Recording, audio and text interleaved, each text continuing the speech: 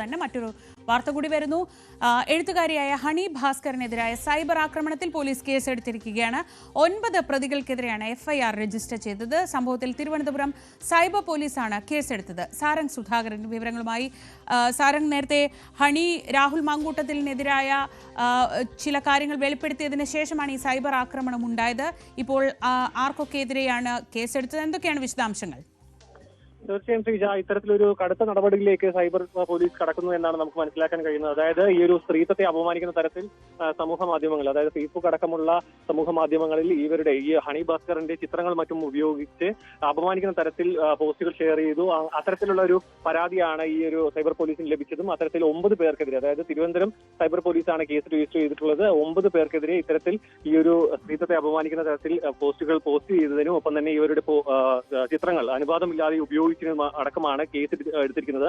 ഈ ഇത്തരത്തിൽ 9 പേർക്കെതിരെയാണ് ഇത്തരത്തിൽ കേസ് എടുത്തിരിക്കുന്നത് മനസ്സിലാക്കുന്നത്. അത് ഈ ഒരു എഫ്ഐആറിന്റെ കോപ്പി അടക്കം ഉപയോഗിച്ചുകൊണ്ട് ഈ ഹണി ഭാസ്കർ സമൂഹ മാധ്യമത്തിൽ പോസ്റ്റ് ചെയ്തിരുന്നു. അതായത് പോരാട്ടം തുടരുക തന്നെ ചെയ്യും, ഇത്തരത്തിൽ ഈ ഒരു സൈബർ ആക്രമണം തുടരുകയാണെന്നുണ്ടെങ്കിൽ അതിന് കൃത്യമായ നിയമ നടപടികളിലൂടെ സൈബർ പോലീസിന്റെ അടക്കം ഇത്തരത്തിലുള്ള നടപടികളിലൂടെ മുന്നോട്ട് പോകും, ഇതിലൊന്നും തളരില്ല എന്ന തരത്തിലായിരുന്നു ഹണി ഭാസ്കറിന്റെ ഫേസ്ബുക്ക് പോസ്റ്റ്.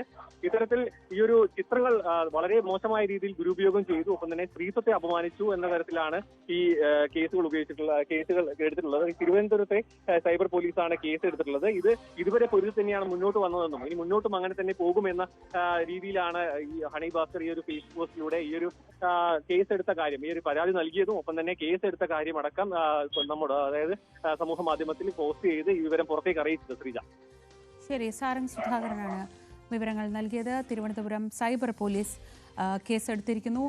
ഹണി ഭാസ്കറിനെതിരെ നടന്ന സൈബർ ആക്രമണത്തിലാണ് 9 പേർക്കെതിരെ കേസെടുത്തിരിക്കുന്നത്. മറ്റ് വാർത്തകൾ